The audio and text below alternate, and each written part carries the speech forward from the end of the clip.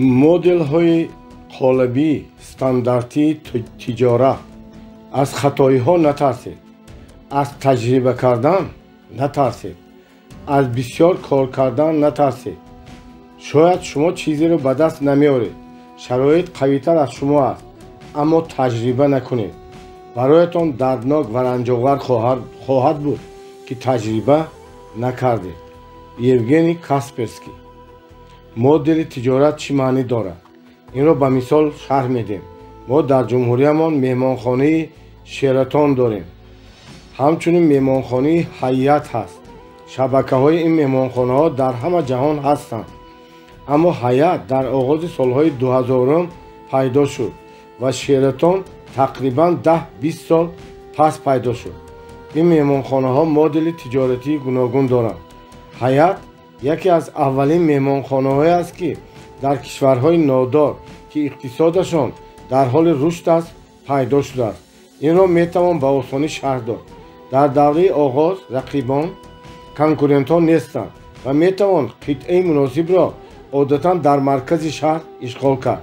گذشته از این آنها میدانند که در هر صورت به این کشور هیئت‌های نمایندگی خارجی، دیپلمات‌ها، شرکت کنندگان فرم‌های گوناگون بین المللی میآیند که عادت کردند در مهمانخانه‌های درجه عالی زندگی کنند، در حالی که این گونه مهمانخانه‌ها در مرحله اول وجود ندارند و چون آنها در تمام جهان شبکه‌های مهمانخانه‌ها دارند، این امکان می‌دهد که به مشتریان تخفیف خوب پیشنهاد کنند. این مدل تجارتی آنهاست.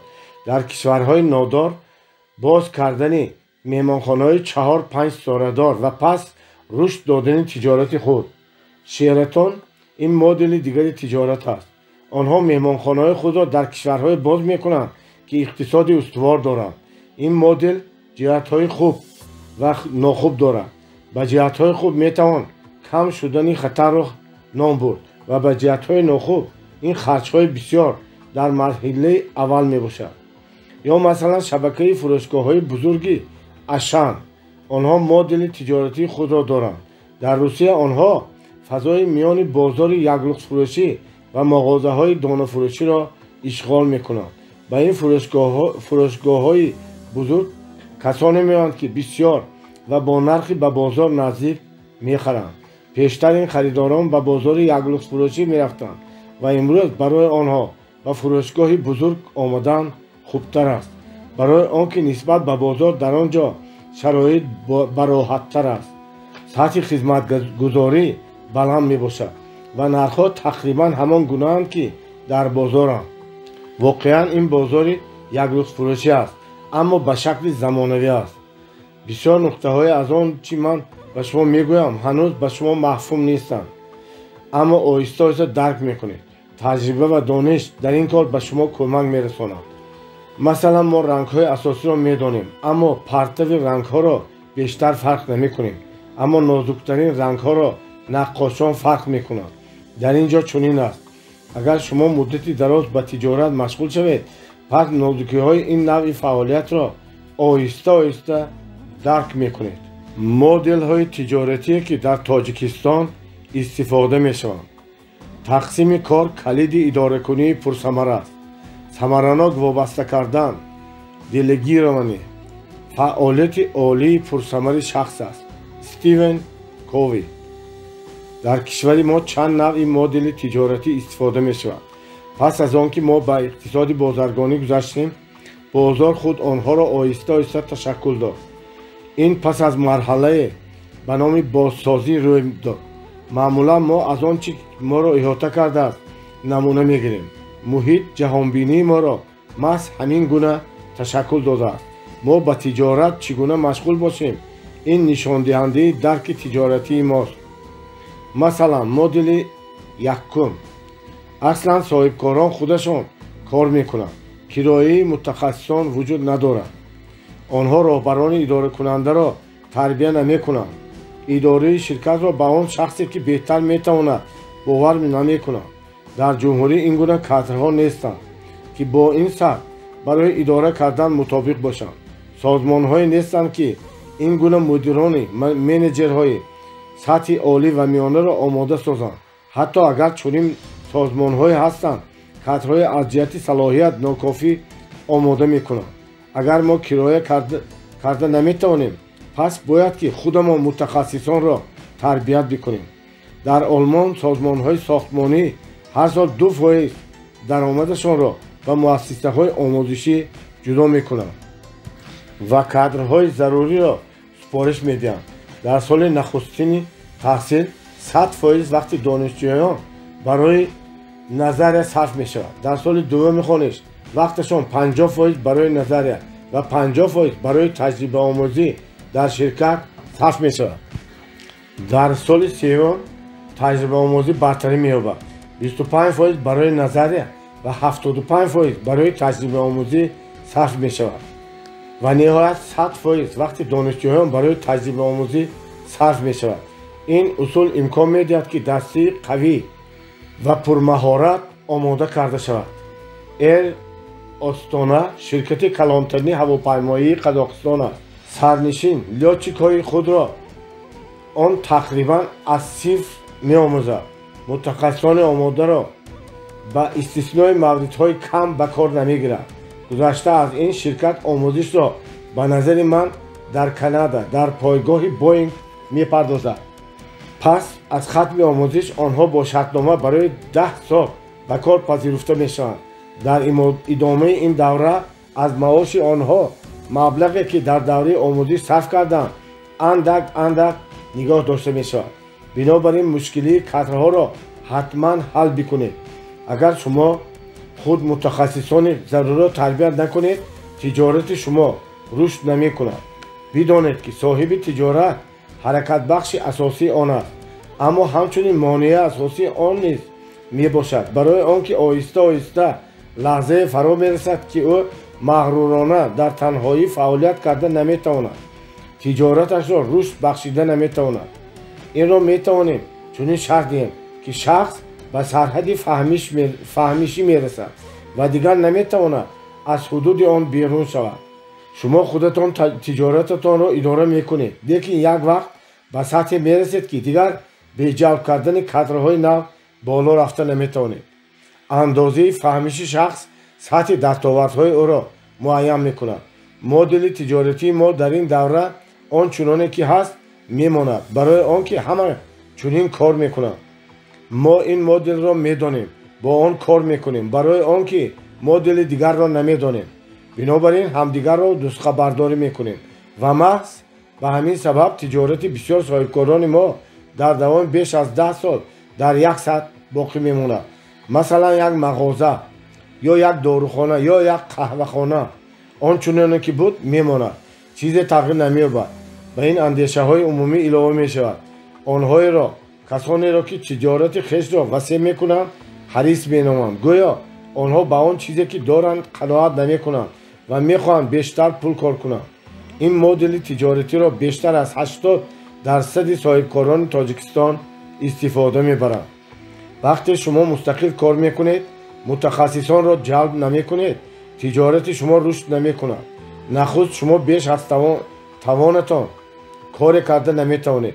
برای آنکه درباره خرید محصولات، درباره رساندن محصولات و دیگر مسئله های تامیناتی فکر میکنید.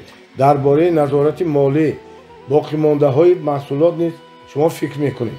همچنین درباره انداز، تبلیغات، برنامه‌ریزی و بسیار مسئله های دیگر نیز فقط شما فکر میکنید. و دوم، شما تنها در چهارچوبه تفکر خود، دانش خود، اندیشه و فعالیت میکنید.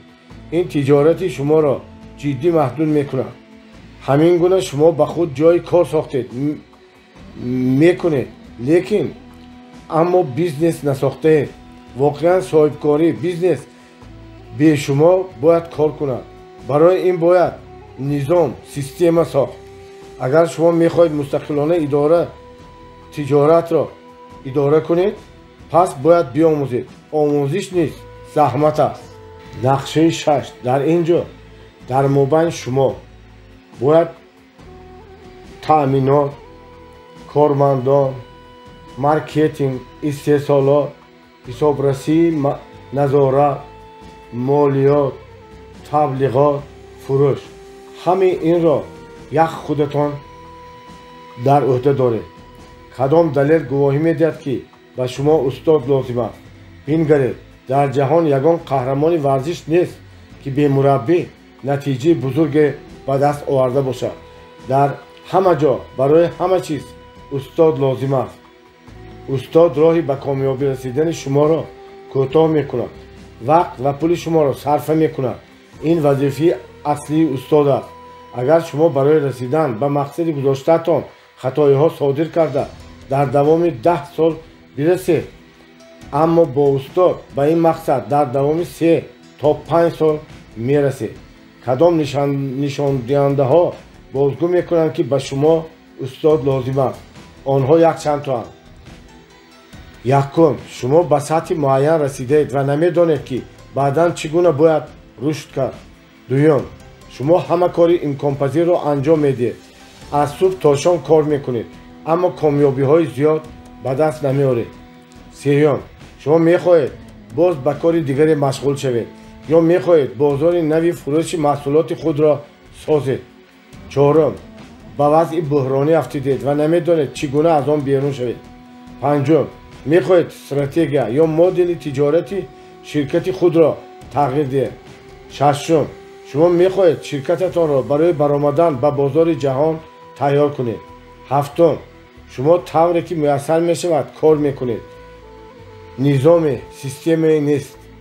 ҳаштум, ҳама кор ба шумо такя мекунад. бе шумо чизе кор намекунад. шумо шахси асосии тиҷорататон мебошед.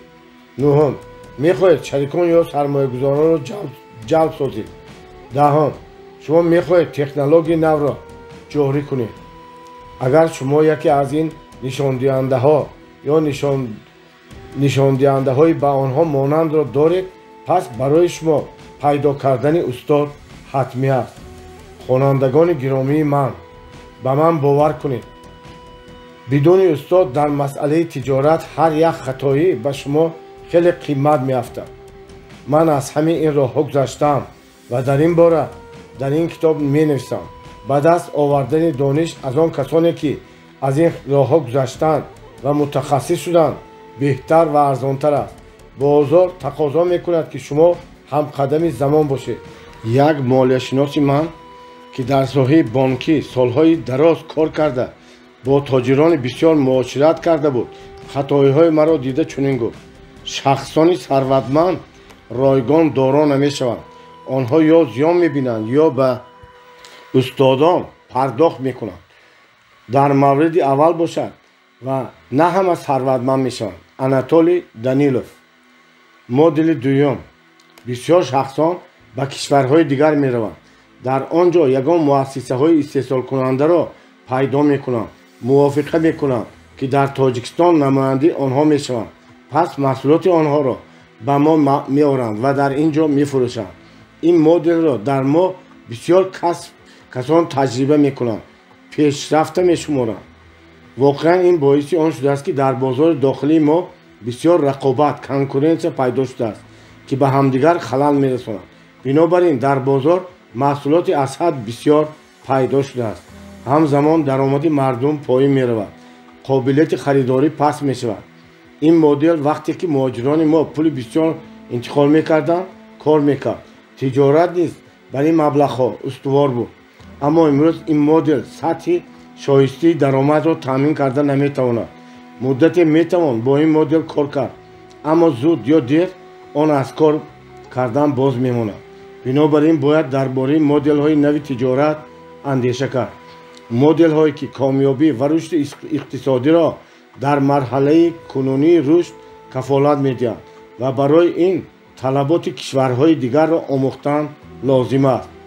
бояд дар бораи бозорёбӣ, маркетинг андеша кард. аз талаботи мавҷудии бозори ҷаҳонӣ ҳамонро бояд интихоб кунем ки мо метавонем онро қонеъ бисозем, беҳтар аз дигарон таъмин созем. мо бо соҳаҳое ки рақибон конкуренсияҳои тавоно доранд набояд даст бизанем. бояд ба самтҳое таваҷҷӯҳ бикунем ки дар онҳо метавонем нисбати дигарон маҳсулоти беҳтар истеҳсол кунем. ин дар оғоз душвор менамояд, بنابراین بهتر است که برنامه قدم به قدم را استفاده بریم. قدم نخستین باید رشد این ساحه را تشکل داد. قدم دوم آهسته آهسته باید امکان تامین طلبات پیش آمده را فراهم ساخت. قدم سوم باید حجم فروش را بیشتر نمود و بازار را وسیع کرد. برای آنکه درک نمایید که من چی نوشتم، شما باید جهانبینی خویش را تغییر بدهید. باید فراختر اندیشه کنید. باید نه در مقیاس بازار تاجیکستان بلکه در سطح بازار جهانی اندیشه کرد. تاجیکستان کشوری خرد است. پول مردم بسیار نیست. پس بازار داخلی با طلبات کم محدود می باشد. اما بازار جهانی بیکنار است و در آنجا پول هیچگاه تمام نمی شود. اگر شما به کوه بروید که شکار بکنید، باید جای روید که صید آنجا زیاد است. اگر شما تصمیم گرفتید که ماهیداری میکنید، باید به کلهای بروید که ماهی دارند. اگر شما به جای روید که ماهی کم دارد، از صبح تا شام 60 داشته استید هم ماهی زیاد نمیگیرید. سرحد تفکر خویش را تغییر بدهید.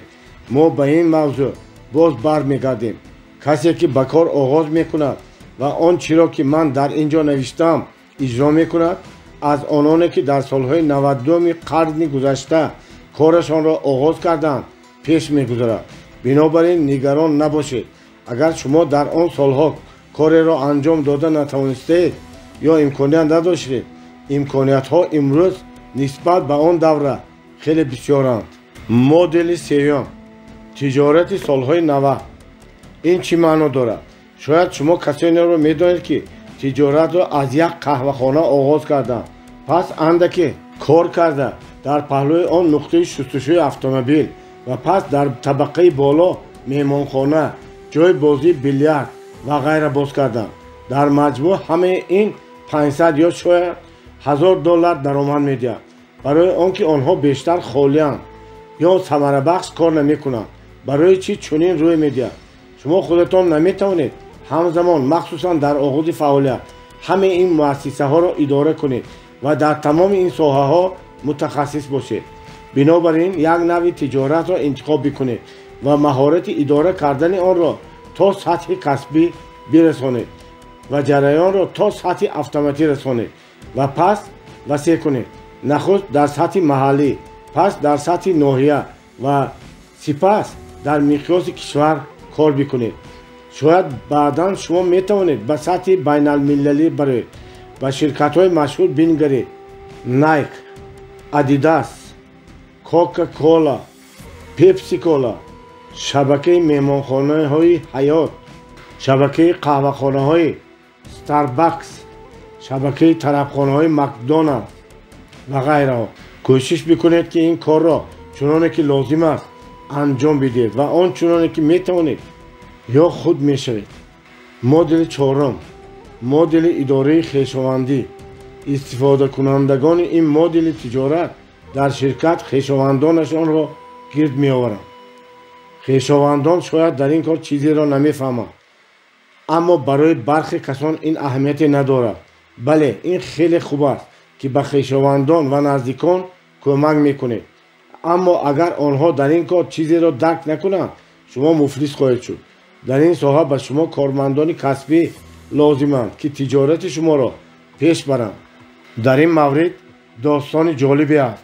زمان دوست من در شرکتی بزرگترین فروش نوشابه های ملی شاه را کار میکرد قصه کرده بود. پادشاهی بود. از طریق پادشاهیگری او راه بزرگ ابریشم میگذشت، چون چهارراه از آنجا کاروانهای بسیار تجارت میگذشتند. شاه دستیار خوب و خردمندی داشت. او میدانست که کار کاروانسرای بزرگ و بازار بزرگ شاه را چگونه سازمان بدهد. شاه از کار او قناعتمند بود و به او سخاوتمندانه میپرداخت. شاه فرزندان داشت. پسر کلانی که به بلاغت رسیده بود خود را بزرگسال و خردمند میشمارید. او بیشتر از پدرش خواهش میکرد که به او امکان بدهد که بازار و کاروانسرای را راهبری کند.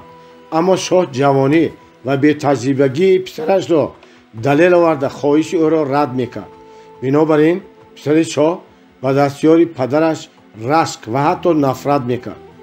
боре ӯ пеши падар омад ва гуфт: шумо маро дӯст намедоред, ба ман бовар намекунед. ман аллакай ба балоғат расидам, аммо шумо маро то ҳанӯз кӯдак мешуморед. ман мехоҳам худам корвонсаройро роҳбарӣ кунам ва исбот созам ки ба бисёр корҳо қодирам. ба ман имконият диҳед. падар ҳарчанд медонист ки писараш аз уҳдаи ин кор намебарояд, аммо намехост ӯро ранҷонад. дар ҳар сурат ӯ дастёрашро даъват кард ва хоҳиш намуд ки роҳбарии корвонсаройро чанд рӯз ба писари ӯ бидиҳад ва шарҳ дод ки ин кор ба ӯ чизеро меомӯзад. як рӯз пас аз ин гуфтугӯ дар уфуқ корвоне намоён шуд ва хидматгузорон зуд дар ин бора ба шоҳ хабар доданд. шоҳ аз писараш хоҳиш кард ки биравад ва бифаҳмад корвоне ки ба мулки ӯ наздик мешавад чӣ гуна корвон аст. писар бар асп савор шуд ва ба пешвози корвониён бирафт. пас аз муддате ӯ баргашт ва ба падараш хабар бидод ки ин корвон ба ҳабашистон, эфиопия равона аст. шоҳ аз писар бипурсид: онҳо чӣ маҳсулот мебаранд? писар инро намедонист ва боз ба сӯи корвон шитобид. бозгашт ва гуфт ки онҳо абрешим, матоъ ва ҳамчунин ороишот ва чизҳои дигар мебаранд. шоҳ аз писар пурсид ки онҳо молҳои худро ба кадом нарх мехоҳанд фурӯшанд ва аслан оё фурӯхтан мехоҳанд. писар боз бар зин нишаст ва ба дурӣ асп биронд. пас баргашта ба шоҳ гуфт ки онҳо ороишотро ба 10 дирҳам, абрешим ва матоъҳои дигарро ба нархи 3 то 7 дирҳамӣ мефурӯхтанд. дар ин ҷо шоҳ дид ки корвон аз пеши шаҳри ӯ мегузарад ва боз аз писараш пурсид: онҳо чанд шутур доранд ва онҳо аз куҷо меоянд? писар ки бисёр хаста шуда буд, мехост даме гирад, гуфт: падар, шояд ин бор ба дастёратон дастур диҳед, бигузор он бифаҳмад. ман хеле хаста шудам. шоҳ писарро дар паҳлӯяш нишонд ва гуфт: бубин ва биомӯз. сипас дастёрро даъват кард ва аз ӯ хоҳиш кард ки бифаҳмад ки корвоне ки аз пеши шаҳр мегузарад чӣ гуна корвонест. пас аз муддате дастёр баргашт ва чунин гуфт: корвон аз чин баромадааст. аз 17 шутур ва 10 асп иборат аст. аз сабаби роҳи дароз корвониён хеле хаста шудам. онҳо ороишот, абрешим ва матоъҳои дигар мебаранд. онҳо дар сурате ки бахши асосии молҳои онҳоро мо бихарем, метавонанд ҳама чизашонро ба мо бифурӯшанд ва ба ватанашон баргарданд. ороишотро тайёранд ба мо 7 дирҳамӣ, абрешим ва матоъҳои дигарро 2-3 дирҳамӣ бифурӯшанд. онҳо тасмими моро интизоранд, метавонанд дар корвонсарои мо бимонанд ва барои шабгузарониашон пардохт кунанд. ҳамчунин мехоҳанд шутур ва аспонашонро об бидиҳанд. молҳои онҳоро харида ман метавонам ба якчанд бозаргонони мо онҳоро ба Яман бибарам ва қиматтар бифурӯшам. пас сарвати шумо метавонад 1.5-2 баробар зиёд шавад. ин амал 1.5-2 моҳ идома мекунад. тасмим аз шумо аст. пас аз ин шоҳ ба писараш нигарист ва гуфт: дидӣ, ҳамин ҳозир ин ҷавон ба ман кӯмак кард ки доротар шавам. ту метавонисти дар оғоз ӯ хоҳиш бикунӣ ки корро ба ту омӯзад, нисбат ба оне ки ба ӯ хашм бигирӣ ва биранҷӣ. ва ман охир падари ту ҳастам, туро дӯст медорам, бинобар ин роҳи дурустро нишон медиҳам. хонандагони гиромии ман, ин достонро чун намуна бипазиред. гоҳе кироя кардани мутахассисон ва фақат кӯмаки пулӣ кардан ба хешовандон ва наздикон арзонтар меафтад. ин равиш нисбат ба ҷалб кардани касони бедониш ва бетаҷриба ба тиҷорат дурусттар аст. зеро дар чунин маврид шумо ба талафот дучор мегардед ва ҳатто муфлис мешавед. ба тиҷорат хешовандонро бигиред ки онҳо дар соҳае ки шумо мехоҳед кор кунед мутахассис ҳастанд.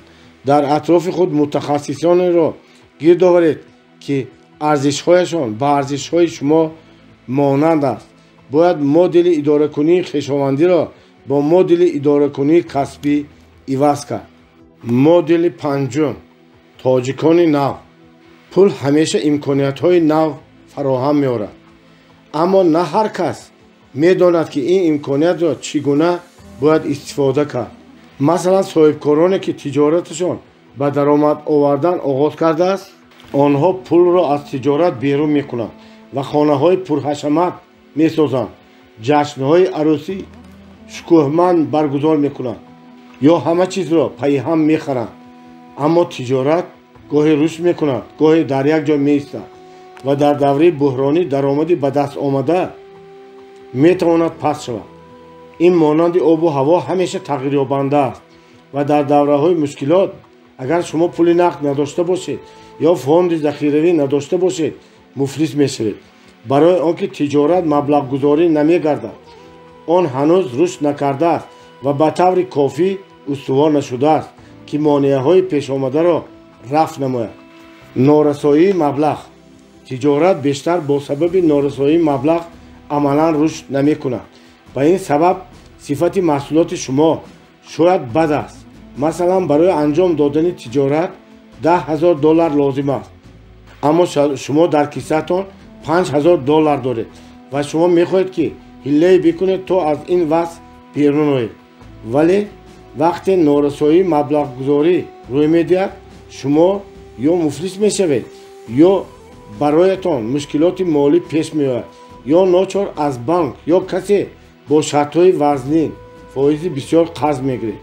барои он ки нарасидани маблағ ҳамеша таъсир мекунад, ин вазъиятро танҳо душвор мегардонад. мушкилот паси ҳам пайдо мешаванд. бинобар ин аз норасоии маблағи тиҷоратиятон дурӣ ҷӯед. маблағгузории берунӣ бештар қимат меафтад. гоҳе соҳибкор ба фоизи зиёд қарз мегирад ё маблағи лозимро аз касе бо фоизи 5-10% дар як моҳ мегирад ва пас муфлисшавӣ дақиқан ногузир аст. сифати маҳсулот дар Тоҷикистон барои он поин аст ки маблағгузории берунӣ хеле қимат аст. масалан, бонкҳо аз рӯи 25% то 48% қарз медиҳанд. пардохтани ин гуна фоизҳо душвор ва дар баъзе мавридҳо ғайривоқеӣ аст. дар ин ҳолат барои он ки вазъи ба ин ҳам душворро бадтар накунед, беҳтар аст ки тиҷоратро бибандед. мисоли шашум, гурги танҳогард. дар Тоҷикистон дар даста команда кор кардан хеле душвор аст.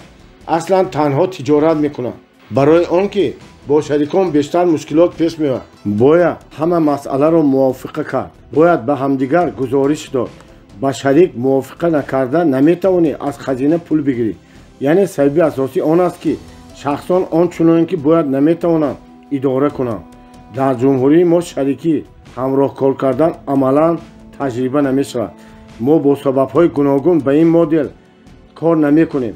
мо аз шарик будан ҳамкорӣ метарсем, бинобар ин аз он мегурезем. ин андеша бо сабаби хоҳиши фиреб хӯрдани касе ва ҳилла кардан ба касе пайдо мешавад. ҳамаи мо бисёр намунаҳои ҳамкориҳои бевиҷдонаро медонем, аммо хоҳиш кунем ки аз ҳамкории шарофатмандона ва бо ҳам муфид намунае оред. касе ба ёд оварда наметавонад. ман дар давоми 4-5 сол кӯшиш кардам ки ба тоҷирони Тоҷикистон кӯмак бикунам ва тақрибан $3.5 миллион дар 6 барномаи гуногун гузоштаам. аз онҳо дар 4 барнома маро фиреб карданд. дар натиҷа ман пулҳои гузоштаамро аз даст додам. аммо ман инро талафот намедонам. ҳар хатоӣ ё нокомӣ моро ба ҳадаф наздиктар мекунад. комёбӣ ба мо меомӯзонад ки чӣ гуна бояд амал кард. хатоӣ нишон медиҳад ки набояд ин гуна рафтор кард. муҳим ин аст ки хулоса кунем, барои он ки ин гуна ҳолатҳо дар оянда низ рӯй медиҳанд. ман қаблан аз касоне ки бешарафона рафтор мекарданд меранҷидам. ба гузашти солҳо таҷриба ҷамъ кардам ва ҳакимтар шудам. акнун ранҷишҳо нестанд. ман ҳамеша сабаби рӯйдодро ҷустуҷӯ мекунам ва онро фикр мекунам ки чӣ сабабе боиси ин натиҷа шуд. дар ҷое ман хато кардам, дар ҷое бодиққат набудам. дар баъзе мавридҳо дониш ва касбиятам норасоӣ кард. таҳлили ҳамаи инҳо кӯмак мекунад ки ин хатоиҳоро дигар такрор накунам. вақте ман дигаронро гунаҳгор мекардам, наметавонистам аз хатоҳои худ биомӯзам. бинобар ин онҳо такрор мешуданд. ман гуноҳгор кардани дигаронро идома медодам ва андеша мекардам ки ба шарикон ман беиқболам. ман ба ин гуфтанӣ нест ҳастам ки агар шумо ба шарикҳо кор кунед аммо муносибататон самарабахш набошад, пас ин гуноҳи шумост. агар шуморо фиреб карданд, пас шумо имкон додед ки шуморо фиреб кунанд. шумо ин шарикро интихоб кардед, пас шумо наметавонед шарики боваринокро интихоб бикунед. ягона касе ки масъули ҳама кор аст, ин шумо ҳастед. барои ҳамин ҳамаи он чие ки дар зиндагиятон рӯй медиҳад, танҳо шумо масъул ҳастед.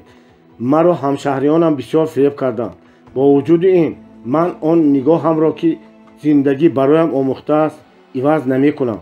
кори бузург ва ҷиддиро дар танҳоӣ наметавон анҷом дод. агар шумо орзуи бузург доред, агар шумо мехоҳед кореро дар сатҳи байналмилалӣ анҷом диҳед, мехоҳед кишварро дар бозори ҷаҳонӣ муаррифӣ кунед ки аз ин дастовардҳо ҳам шумо ва ҳам фарзандонатон ифтихор бикунанд, ба шарикон кор карданро биомӯзед. шахсонеро пайдо кунед ки монанди шумо бошад. дар мо ҳоло дар тиҷорат ба касе бовар намекунам, аммо мардуми мо бояд ҳамкориро бо ҳам кор карданро биомӯзанд.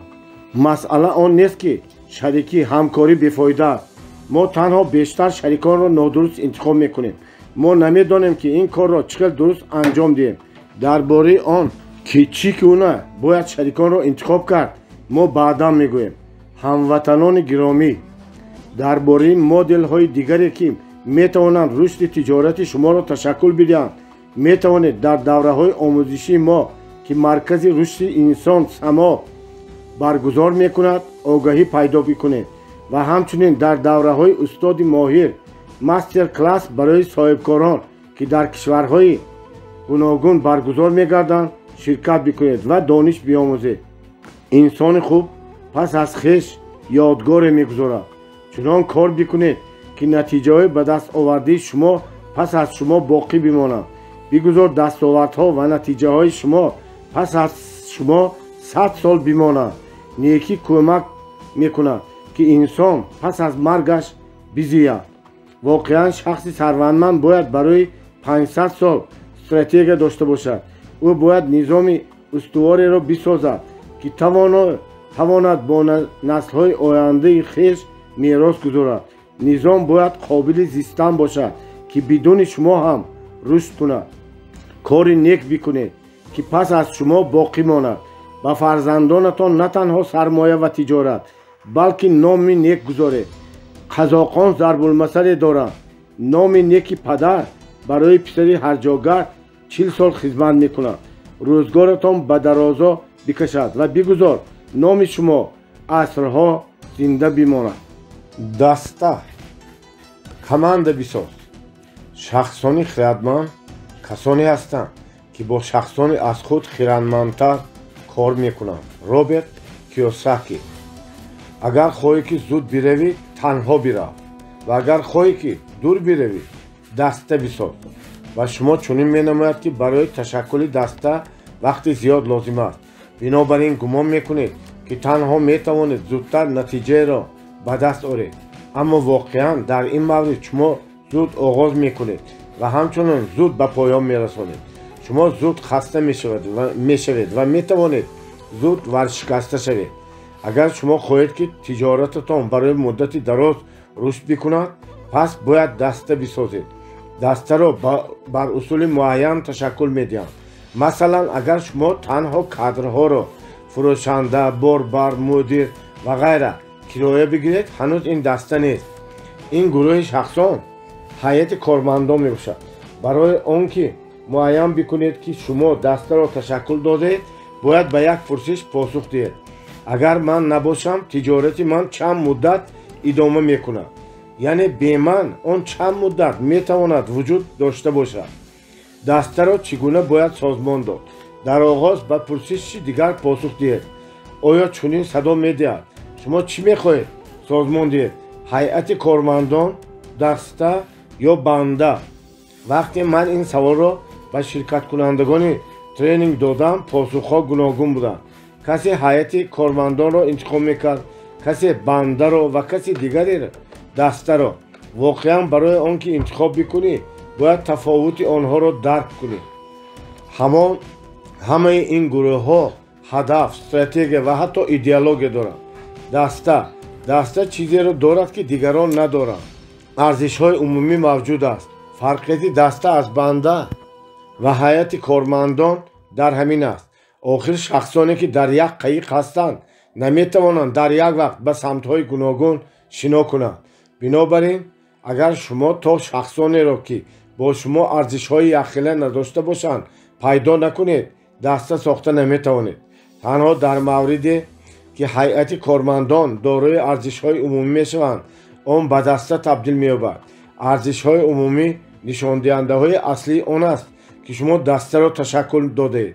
وقتی شما کسی را کرایه میکنید باید درک بکنید که آیا او شریک ارزش‌های شما هست. کوشش میکنم در مثال شرح بدهم. در سال 2008 من مفلس شدم. همه کارمندان پراکنده شدند، اما چند نفر آنها به نظرم 13 نفر بودند به من ماندند. من نتوانستم چند مدت به آنها معاش دهم. با بعضی‌ها نتوانستم بیشتر از 1 سال معاش دهم، اما به هر صورت آنها در شرکت با من کارشان را ادامه دادند. بنابراین اگر کارمندانتان شریک ارزش‌های شما باشند در لحظه‌های دشوار شما را نمیگذارند، کار را به شما ادامه میدهند.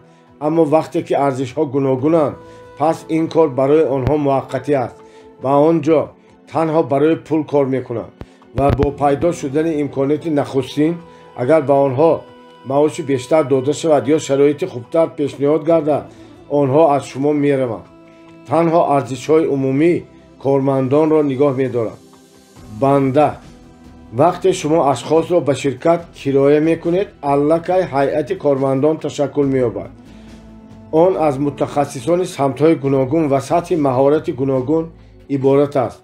وابسته از آن که شما چگونه راهبر هستید هیئت کارمندان شما یا به دسته یا به بنده تقسیم می شود.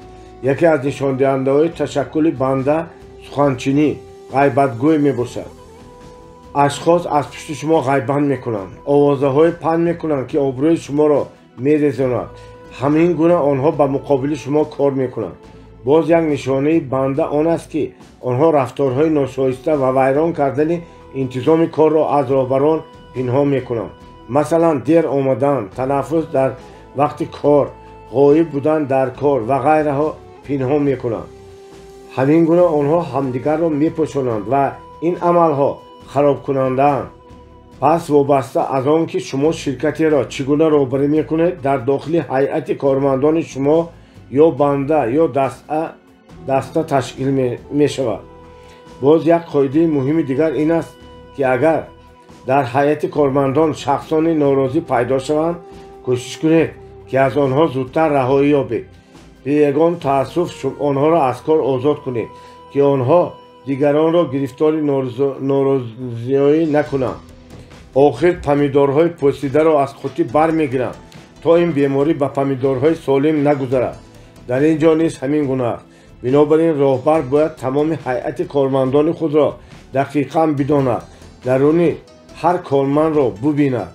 اگر ناراضیان را آشکار کنید همان زمان آنها را از وظیفه‌شان آزاد نمایید. در اطراف شما باید شخصانی باشند که شریک ارزش‌های شما هستند. پس میتوانید دسته بسازید که میتواند بدون شما کار بکند. دسته سازنده است اما بنده ویران کننده است.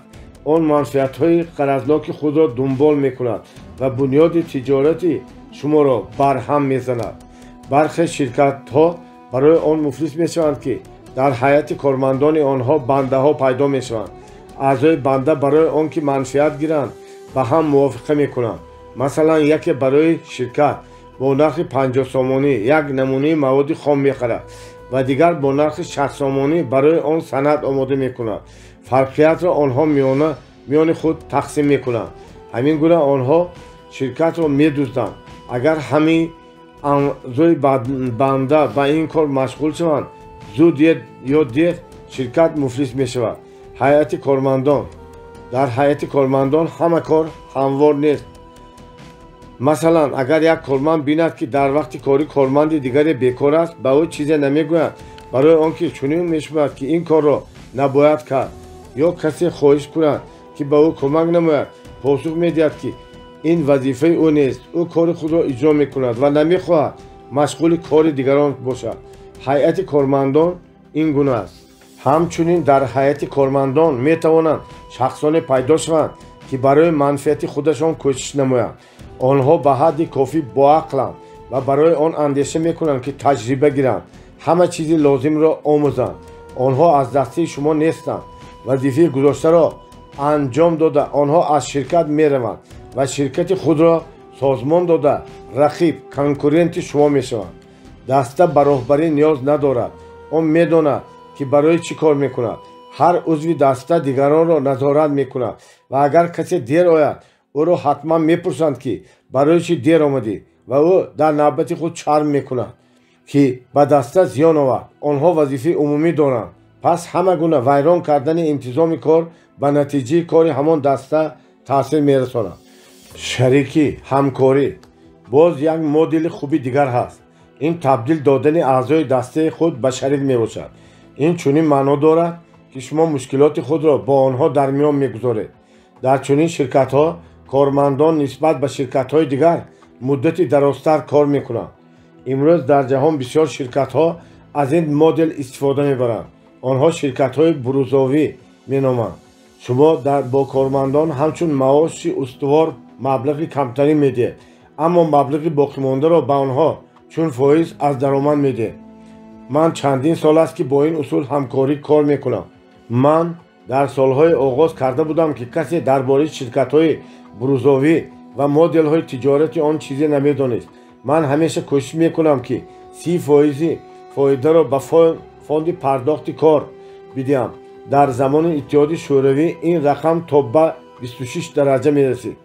мо имрӯз 24% чун пардохти кор медиҳем ва 6% онро барои подош, дастгирӣ ҳангоми вазъияти мушкил, дафнҳо, амалиёти ҷарроҳӣ ва ғайраҳо, ҳадияҳо дар зодрӯзҳо ва ҳамчунин барои барномаҳои тарғиботӣ барои беш аз меъёр иҷро кардани барнома медиҳем.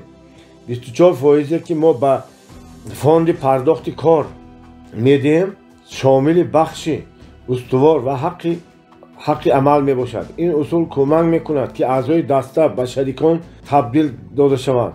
бинобар ин бо мо кормандон кор намекунанд. бо мо шарикони боистеъдод, ташаббускор кор мекунанд. модели молии созмони моро чунин таносуб дорад. 100% даромадро ба 4 бахш тақсим мекунем. якум 30% фонди музди меҳнат, дуюм 30% барои рушди тиҷорат, сеюм 30% ба сармоягузорон ё саҳмгузорон ва ҳамчунин соҳиби тиҷорат медиҳем. чорум 10% дар фонди захиравӣ барои вазъи пешбининашуда ё барои вокуниш ба тағйироти шадиди бозор ва ҳамчунин барои харидории таҷҳизот ё активҳо. агар барои ин ҳадафҳо пул нарасад, пасандоз мекунем. танҳо дар ҳамин маврид мо пули фонди захираро истифода мебарем. ин модели молиявӣ кори ширкати моро устувор сохт. аъзои дастаи худро бо шарикон табдил бидиҳед. бубинед, ман пул кор мекунам ва маъмурияти ман низ пул кор мекунад. низоми одилона аст. дар ҷое ки адолат аст, худованд кушоиш медиҳад. ман ба ин боварӣ дорам. агар ин модел ба шумо муваффақ бошед, метавонед аз он истифода баред. нақшаи ҳафтум. ҷадвали модели молиявӣ. 100% фоида, аз он 30% ба сандуқи пардохти кор, 30% ба сандуқи рушди тиҷорат, 30% ба сармоягузорон, саҳмгузорон, соҳиби тиҷорат ва 10% ба сандуқи захира. нишондиҳандаҳои пайдо шудани даста. ба чӣ диққат ҷалб накарданро фаҳмидан баробари дарки он ба чӣ бояд таваҷҷӯҳ кард муҳим аст. уоррен баффет 2 нишона аст. гувоҳӣ медиҳад ки шумо дастаи ягонаро ташаккул додаед. якум набудани суханчинӣ, ғайбатгӯӣ. агар суханчинӣ ки обрӯи ширкатро мерезонад набошад, пас шумо дастаи солим доред. нишондиҳандаи дигар, агар дар баробари аъзои даста вазифа гузошта шавад, ҳама омодаанд ки онро иҷро кунанд. масалан, вазифа гузошта шудааст ки фурӯш ду баробар зиёд карда шавад. ҳама зуд фаъолият мекунанд. ҳамзамон баррасӣ мекунанд ки онро чӣ гуна метавон ба даст овард. яке тадбирҳои худро пешниҳод мекунад, дигаре онро интиқод мекунад ва вариантҳои он худро пешниҳод мекунад. савуми даъват мекунад ки ҳар ду вариант якҷоя карда шавад ва ғайра. ҳамаи онҳо ҳамчун дастаи ҳамоҳанги футбол амал мекунанд. дар дастаи футбол ҳаме ҳаракати хешро дар майдон барои як ҳадаф задани гол ва пирӯзӣ мувофиқа мекунанд ва вақте ки ҳадаф ба даст меояд мегӯянд ки даста пирӯз шуд, на бозикуни ҷудогона. ва агар бозӣ бохта шавад тамоми даста мебозад. аммо як бозикун ки бо ними қувва бозӣ мекунад метавонад зиён орад. пас натиҷа аз ҳар аъзои даста вобаста аст. бинобар ин ашхосеро биҷӯед ки ба арзишҳои шумо шарик бошанд. ман худ ба ин кор бештар машғул шудам ва дар ҷараёни кор як хусусиятро мушоҳида кардам. маълум шуд ки бо кормандоне ки худашон пеши ман омаданд ва хоҳиши бо ман кор кардан намуданд, бароям кор кардан осонтар аст. ман ба онҳо бовар дорам. аммо касоне ки ман аз тариқи суҳбат интихоб намудам, маълум шуд ки тамоман дигаранд. пас бояд касонеро интихоб кард ки нигоҳҳо, усул, ҳадафҳо яъне арзишҳои умумӣ доранд. он гоҳ шумо метавонед дастаи воқеӣ ягонаро созмон бидиҳед. набояд касеро танҳо барои он ки ӯ мутахассис ё корманди хуб аст ба кор гирифт. ӯ шояд воқеан мутахассиси олӣ бошад, аммо агар он шарики арзишҳои шумо набошад, ба ҳар сурат аз шумо меравад ва шумо ӯро боздошта наметавонед. барои ӯ ин кори муваққатӣ аст, чун вазифаи хешро иҷро кард аз шумо меравад. бинобар ин муҳим аст ки корманд ширкати арзишҳои шумо бошад. ҳатто ду бародаре ки дар як хонавода бузург шуданд хеле гуногун мешаванд. онҳо метавонанд нигоҳҳои гуногун, усули гуногун, боварҳои гуногун дошта бошанд ва ҳар он чӣ ки ба яке хуш меояд шояд ба дигаре хуш наояд. агар ҷаҳонбинии шумо ба якдигар фарқ дорад, ҳарчанд шумо риштаҳои хешовандӣ доред, беҳтар аст ки дар як тиҷорат кор накунед. танҳо арзишҳои умумӣ метавонанд дастаи шуморо ташаккул диҳанд. ба ёд биёваред, касонеро ки дар давраҳои мушкил аз шумо рафтаанд, бештар онҳо касоне буданд ки ҳамнигоҳи шумо набуданд. онҳо ҳадафҳои дигар, ангезаҳои дигар доштанд. бинобар ин ин гуна касон ҳамеша аз даста берун ҳастанд. чун мушкиле пеш ояд, ҳама гуна ширкатро нахустин шуда тарк мекунанд. агар арзишҳо гуногун бошанд, шумо наметавонед ҳамроҳ дар як самт ҳаракат кунед. пас шумо ҳамроҳ ҳадафҳои бузургро ба даст оварда наметавонед. даста ин касоне мебошад ки қобилияти гуногун дошта ҳамдигарро комил месозанд. дар як самт ҳамкорӣ мекунанд, арзишҳои ягона доранд ва чизеро месозанд ки қаблан вуҷуд надошт. ҳар кас масъулияти бар дӯш мегирад. парранда ду бол дорад, даста нест. як бол ин ҳадаф ва арзишҳо аст, боли дигар ин масъулият, ҳамкорӣ ва ҳамивазкунӣ мебошад. агар шумо тавонистед ки маҳз ҳамин чунин гурӯҳро созмон додаед, пас даста доред. аммо агар чунин мехоҳед ки ин амал зуд ба вуқӯъ напайваст, ноумед нашавед. ин оддӣ аст. бо гузашти вақт аз 20, 50, 100 нафар оҳиста оҳиста як-ду нафаре ки маҳз ба шумо лозим аст пайдо мешаванд, барои он ки арзишҳои онҳо ба арзишҳои шумо монанд аст. шумо танҳо бояд то сохтани дастаи худ бо саброна ҷустуҷӯ кунед ва онро давом диҳед. бисёр касон сабр ва дониши кофӣ надоранд то дастаи хуб созанд ва онро идора кунанд. ҳар роҳбар дастаро зери шахсияти худ месозад. даста ҳамеша тафаккури роҳбарро сармашқ мекунад. агар дастаи шумо ба шумо писанд набошад, пас шумо бояд худро ташаккул диҳед ва биомӯзед ки дастаи орзуи худро чӣ гуна бояд сохт. дар ёд бидоред ки агар генерал бошад, артиш ҳамеша пайдо мешавад. агар сар бошад, кулоҳ ноёб нест. муҳим он аст ки шумо генерал бишавед. шумо дар давраҳои омӯзишии мо ки дар робита ба ин мавзӯъ баргузор мегарданд ширкат намуда дар бораи қонунҳои асосии кироя, интихоби кадрҳо ва ҳамчунин равишҳои идораи кормандон ва усули дигари ташаккул додани даста آگاهی پیدا میکنید. همیشه در یاد دارید اگر زود رفتن خواهی تنها برو، اگر دور رفتن خواهی دسته بساز. مدل های نوی تجارت. باز کردن دکان آسان است اما آن را نبسته توانستن هنر است. کنفوسی. ساختن شبکه را بیاموزید. برای آنکه اداره کردن 5 مغازه نسبت به 1 مغازه آسان تر است. اداره کردن 5 طرفخانه نسبت به 1 طرفخانه آسان تر است. درآمد از 5 مؤسسه بیشتر است. پس سودمندتر است که شبکه مؤسسه های تجارتی را بسازید. اما اشخاص معمولا چنین میشمارند که اداره کردن این شبکه خیلی دشوار است. واقعا این چنین نیست. شما تنها باید دسته خوب را تشکیل بدهید. همچنین شما باید قاعده های داخلی را طرحریزی بکنید که همه کارمندان شرکت آن را رعایت بکنند. آخر هر دولت کشور و شهروندان آن را بر بنیاد قانون اداره میکند. در اینجا نیز همچنین است. اگر شما برای همه هیئت کارمندان قاعده های داخلی دقیق را مقرر نمایید همه کار شما پیشرفت خواهد شد.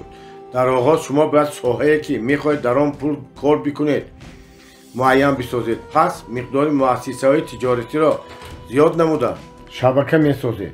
مثلا اگر شما تصمیم گرفتید که در ساحه مؤسسه های تا مکتبی کار میکنید پس باید از 5 تا 10 کودکستان باز کنید.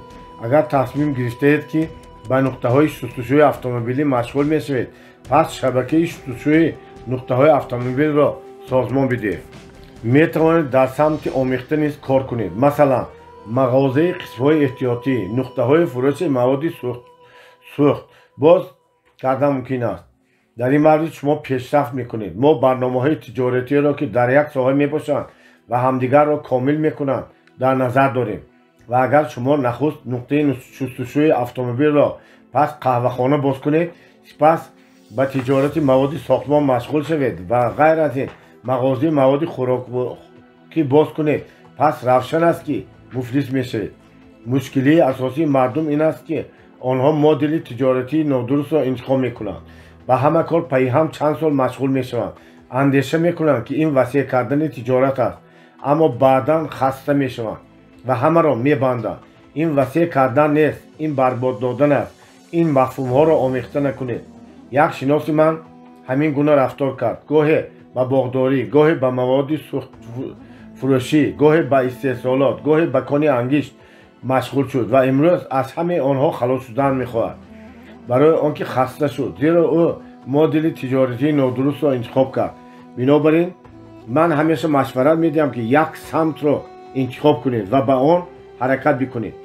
داروخانه شدید، شبکه بسازید، مغازه باز کردید، مقدار آن را بیشتر نمایید یا برای وسیع کردن تجارت ساحه آمیخته را استفاده برید.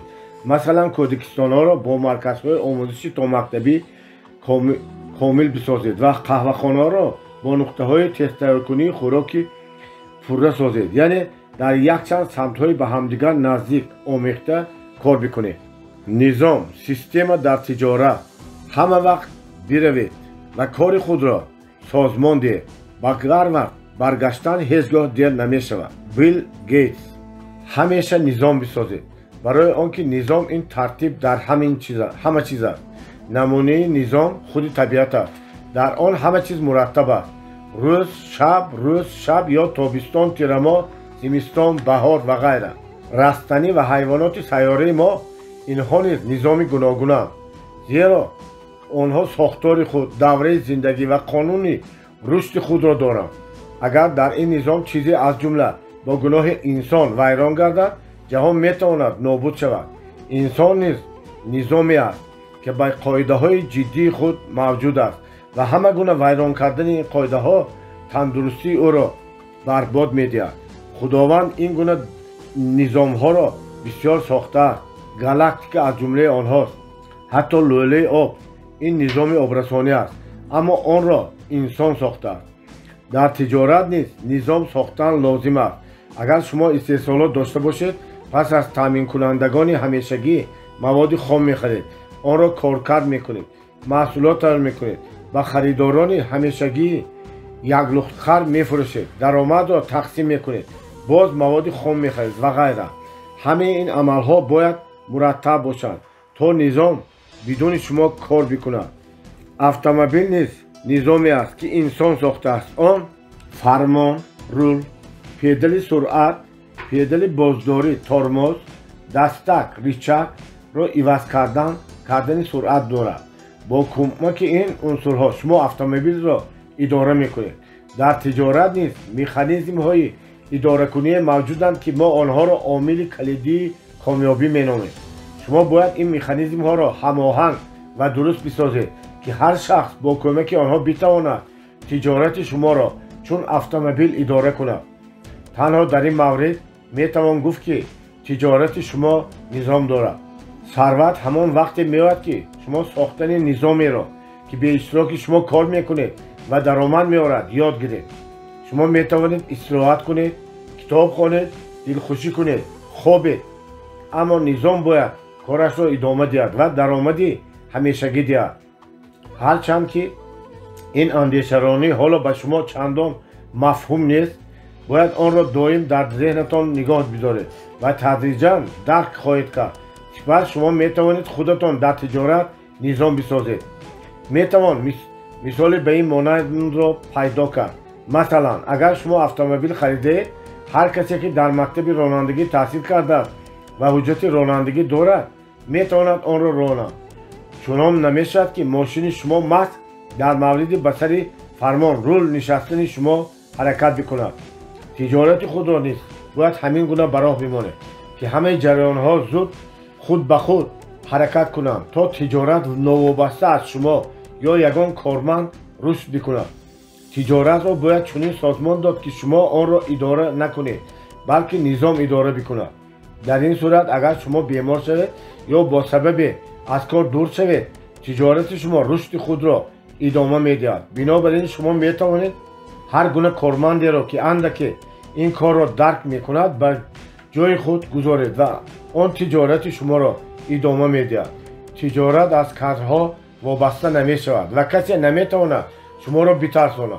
من بسیار نمونه های را میدانم که کادرها به مؤسسه ها، سازمان ها حاکم بودند. یعنی اگر یگان متخصص خوب کارمند کسبی ناگاه بیمار شود، عوض کردن آن بسا دشوار بود.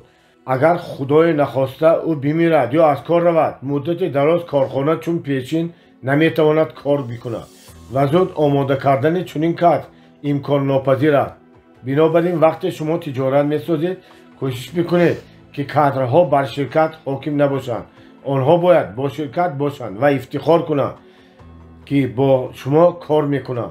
من در جمهوری‌های گوناگون تجارت دارم و در آنجا نظام میسازم، اما در تاجیکستان ساختن آن خیلی دشوار است.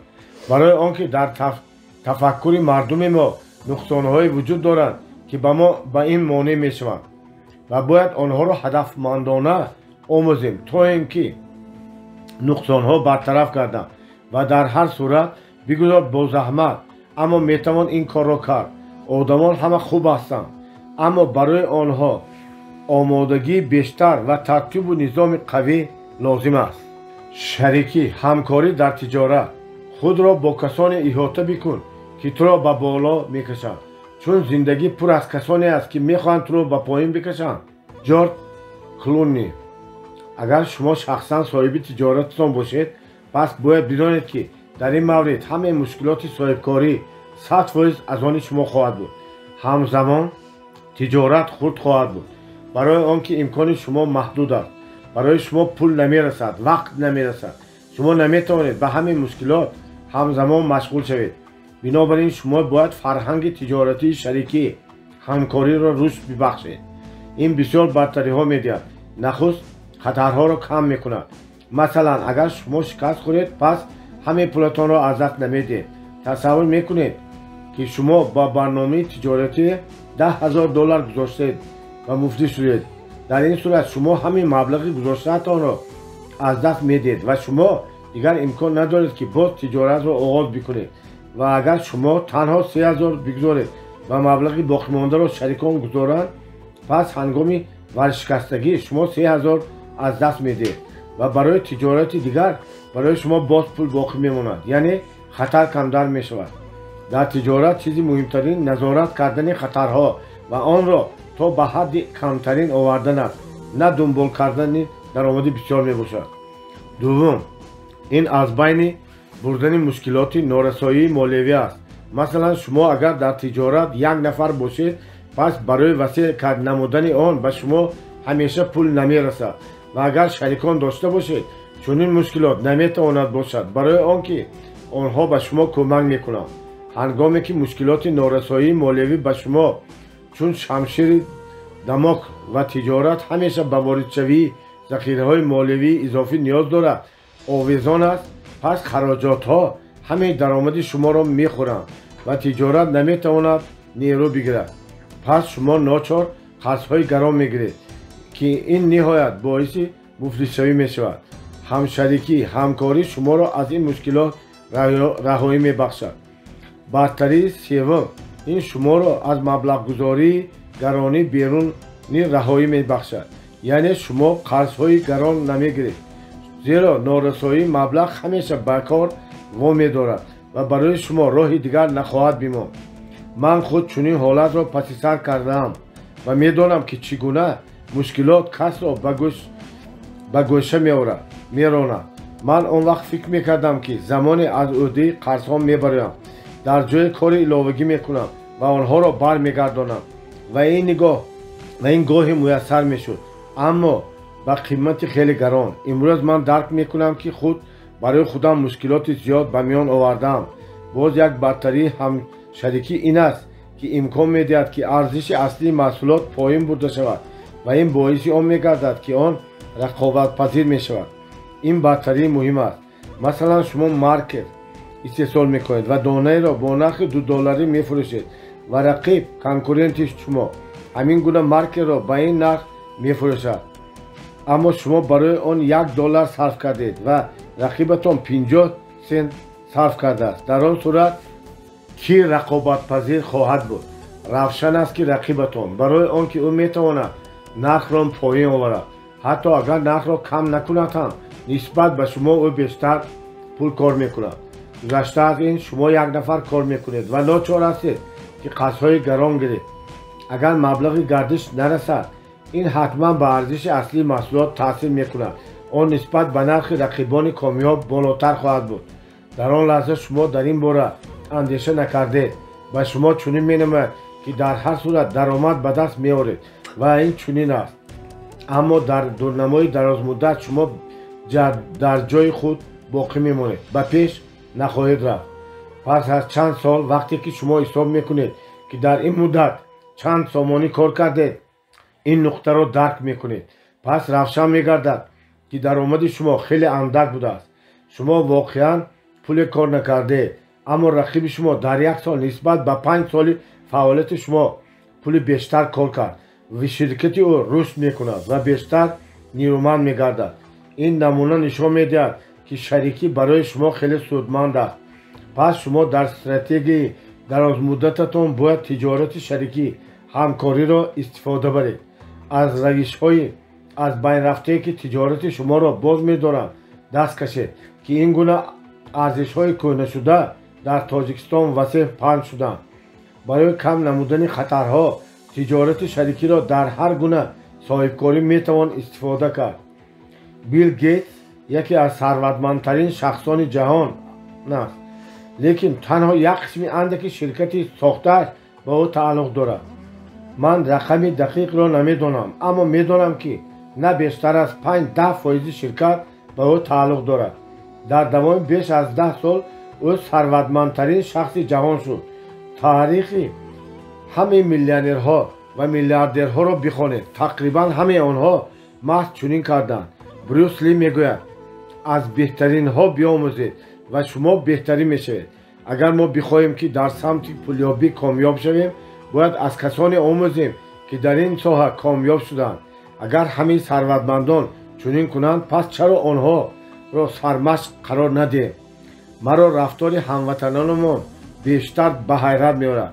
онҳо сарватмандонро баррасӣ мекунанд, аммо худашон кӯшиш мекунанд ки аз тариқи афтиданҳо, қарзҳо ва ранҷу машаққатҳо дарс гиранд. ё ба семинар ва тренингҳои мо меоянд, аммо пас аз ба хона мераванд ва баръакс мекунанд. نه آنچنانه که ما آموختیم، بلکه آنچنانه که به آنها همسایه یا دوستانشان مشورت دادند. اگرچه خود دوستانشان از جهت پول مشکلی زیاد دارند، اما در هر صورت آنها گویا متخصص مشورت میدهند. در یاد دارید هر آن کاری را که کس درک نمی کند او این کار آن را می کند. شخص آن چیزی را که درک نکرده است انجام داده نمی تواند. بنابراین اگر شما این کتاب را نخستین بار خوانده درک نکنید، خوانش را ترک نکنید، آن را چند بار بخوانید. با کسانی که موضوع مذکور را نمیفهمند آن را بررسی نکنید. اگر برایتان سوالهای پیدا میشوند که در دوره‌های آموزشی ما شرکت کنید و آن را مستقیما به من بدهید یا با ما به طریق یوتیوب تماس گیرید یا در پست ما نویسید. من حتما به همه پرسش‌ها جواب میدم. پست الکترونی از تجربه ما و استادان من استفاده کرده شما میتوانید خطایی‌های درست صادر نکرده خیلی زود رشد بکنید. رسیدن به هدف‌ها. اگر تو در زندگی هدف خیش را معین نکنی پس برای کسی کار میکنی که هدف دارد. رابرت انتونی. صفت و نرخ. هدف شما در استحصالات این به دست آوردن صفتی خوب محصولات و نرخ دسترس است و پس برآمدن به سطح بالاتر یعنی به سطح صفت اعلی و نرخ دسترس است. چی باید کرد که این هدفها را به دست آورید؟ تصور میکنیم که شما به استحصال محصولات بافندگی تریکوتاژ مشغولید. محصولات شما طلبات دارد، تجارت رشد میکند، درآمدتان بالا میرود، اما کسی میبیند که کار شما خوب پیش میرود او نیز به استحصال چنین محصولات مشغول میشود. پس شخص سیوم به این کار آغاز میکند. این باعث آن میشود که محصولات مذکور در بازار زیاد میشود، باقی مانده محصولات جمع میشود، درآمد پست میشود، تجارت رشد نمیکند. برای آنکه مانعی همدیگر نشوید باید رقابت را نه بلکه همکاری را بیاموزید. بیایید استراتژی قدم به قدم را بررسی میکنیم. بازار فروش بساز. در اول باید بازار فروش بسازیم و پس استحصالات ما محض برای آن رشد نمیکند که این قاعده را رعایت نمیکنیم. ما بسیار نمونه‌ها را میدانیم که استحصال کدام محصولات سر شد و پس از مدت بسته شد. چون این حالت به چندین سبب به وقوع میآید. نخست برای آنکه طلبات یعنی بازار فروش کافی نیست، زیرا استحصالات شروع شد لیکن بازار فروش محصولات سازمان داده نشد. پیش من بسیار صاحبکاران میآیند که نمیتوانند کارشان را راه اندازی کنند. تجهیزات یکی سال پنجم است که بازمانده است، دیگر نمیتواند استحصال نوشابه ها را به کار اندازد. سومین تجهیزات استحصال شامپون خریده است اما تجارتش پیش نمی رود، اکنون نمیداند به این تجهیزات چیکار کند. چهارمین کارگاه کارکرد پست را ناچار بسته است و غیره. معلوم می شود که آنها پول جمع کردند و پس اندیشه نکرده تجهیزات خریدند، اما برای خریدن چیزی عقل بسیار لازم نیست. عقل برای آن لازم است که تجارت پیش برده شود. آنها استحصالات را باز میکنند اما پس میبندند برای آنکه نمیتوانند محصولات را فروشند. آن رقابت پذیر نیست. یکی از سبب‌های اساسی شکست در آن است که پیش از آن که چیزی استحصال کنند بازار فروش را آماده نمیکنند. سبب دوم صفت و نرخ آن مطابقت نمیکنند. باید صفت عالی و نرخ دسترس باشد. ما بیشتر برعکس میکنیم. صفتی محصولاتمان ناخوب و نرخ محصولاتمان گران است. این مشکلات اساسی استحصالات وطنی است. در آغاز باید بازار فروش تشکل داده شود و پس استحصالات آغاز کرده شود. مثلا اگر شما تصمیم گیرید که شامپون و مواد دیگری شوینده استحصال کنید پس شما باید پیش از همه بازار را آموزید. مردم عادت کردند که محصولات شرکت‌های مشهور را بخرند. نیویا، چیسته لینیا، پالمولیو، شوارزکوف و غیره. بنابراین کفالت نیست که آنها محصولات شما را خریداری میکنند. پس شما بازار را بیاموزید. از 10 نوع شامپون پرفروشترینش را انتخاب کنید و پس برای این صفت تجهیزات аз ҷиҳати технологӣ олиро бихаред. шумо бояд ҳамаи хароҷотҳои истеҳсолотро ҳисоб кунед то нархи маҳсулот нисбат ба бозор паст бошад, аммо сифати он аз бренд камтар набошад. танҳо ҳамон вақт онро харидорӣ мекунанд ки он дар мавриди талабот қарор хоҳад гирифт. шарикӣ, ҳамкорӣ.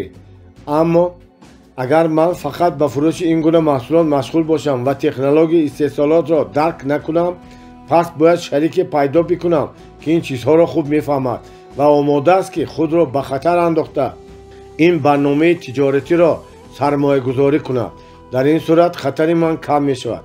ман албатта метавонам хонаамро ба гарав ба қарз диҳам, ба пасандозам илова кунам ва таҷҳизот харам, аммо воқеият нест ки ман истеҳсолотро ба кор андохта метавонам, барои он ки ман муҳандис ва технолог нестам ва ҳеҷ гоҳ ба истеҳсолот машғул нашудаам.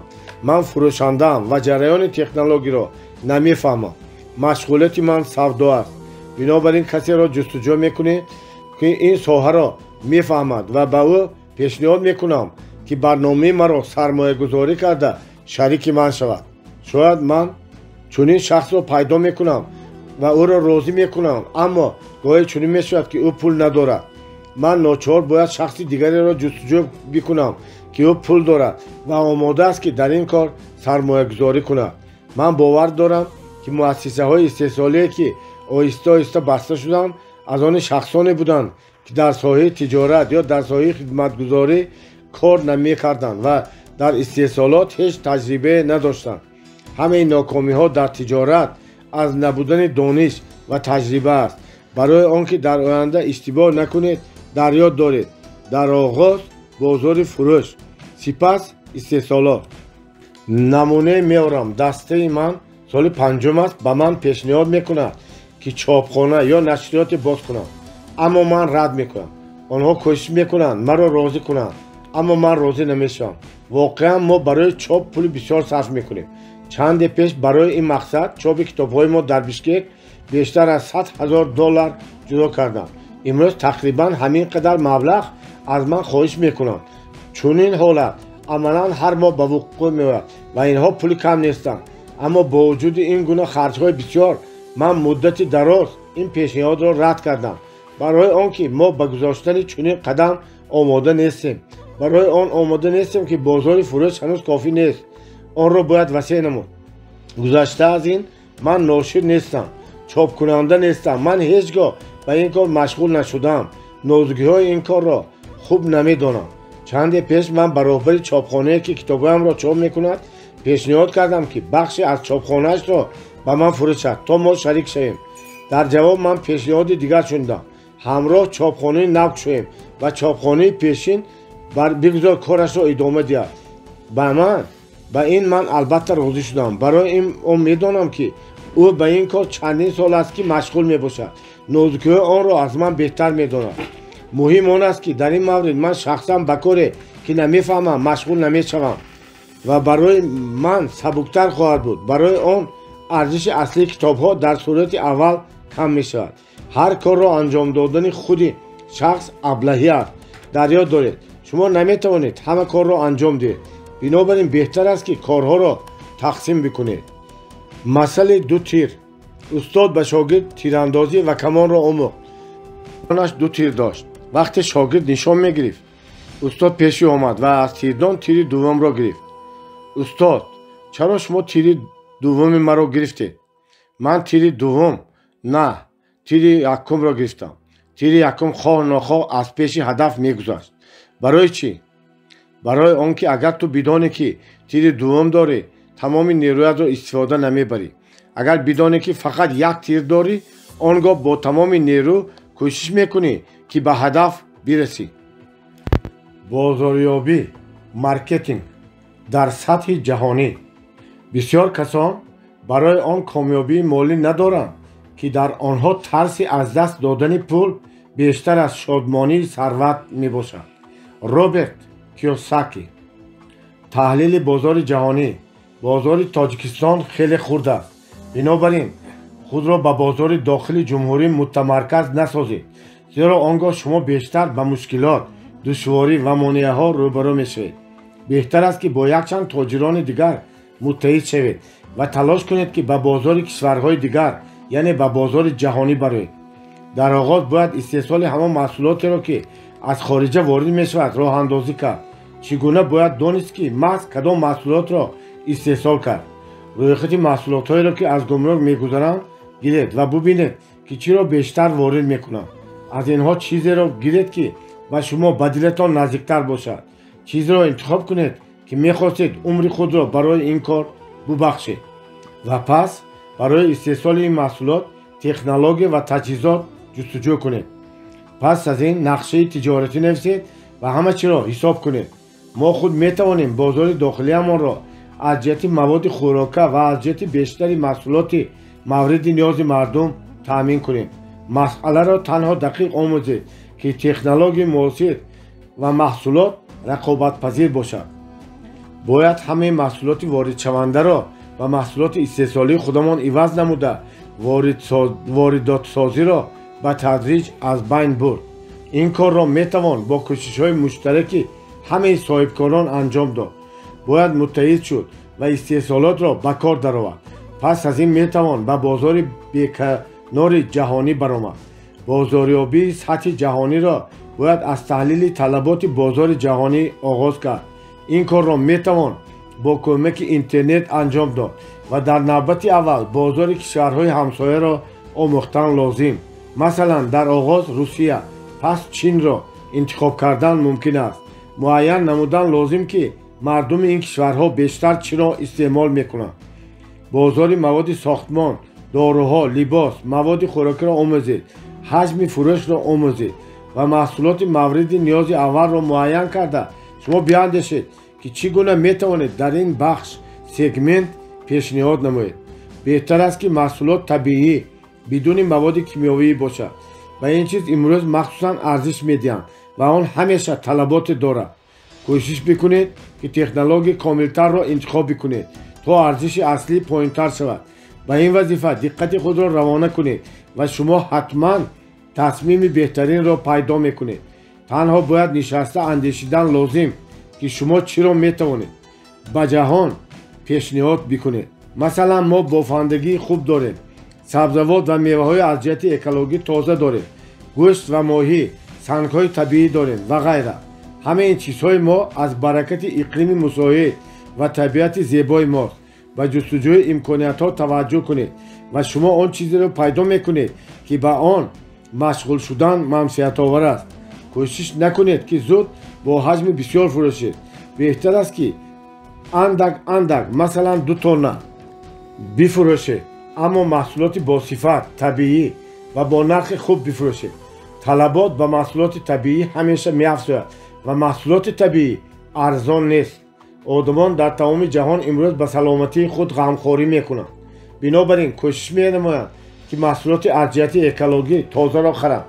آنها الکی درک کردند نسبت به آن که برای طبابت چند برابر بیشتر خرج کنی بهتر است که برای مواد خوراکی سالم پول خرج نمایی. پیشگیری از طبابت بهتر میباشد. در این سمت کار بکنید چون این محصولات را ما میتوانیم استحصال کنیم. کوشش کنید که این اندیشه را بفهمید و بپذیرید. چینیان محصولات ارزان میفروشند برای آنکه آنها 4 چیز دارند که ارزش اصلی محصولات را ارزان میکنند. یکم، قوه کاری ارزان. دوم، حجم بزرگ استحصالات.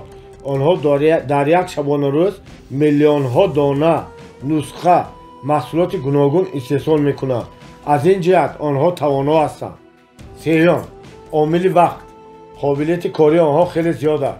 گذشته از این آنها خیلی زود کار میکنند و این در تفکر آنها در تمام عصرها تشکل یافته است. مثلا حجم کاری که ما در 1 سال انجام میدهیم آنها با همین مقدار شخصان این کار را 3 بار زودتر انجام میدهند. چهارم، در چین برای صاحبکاران شرایط خوب فراهم آورده شده است.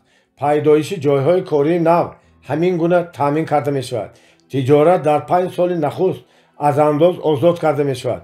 برای آنکه شرکت تواند گردش را زیاد کند، جای کاری نو فراهم آورد، استحصالات و فروش را راه اندازی کند.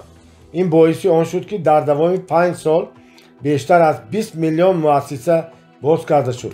پس در یک ساعت 539 مؤسسه و در یک دقیقه 8 مؤسسه بازگردیده است. این یکی از سبب‌های پست ارزش اصلی محصولات چینی میباشد. آنها 5 سال اول انداز نمیپردازند.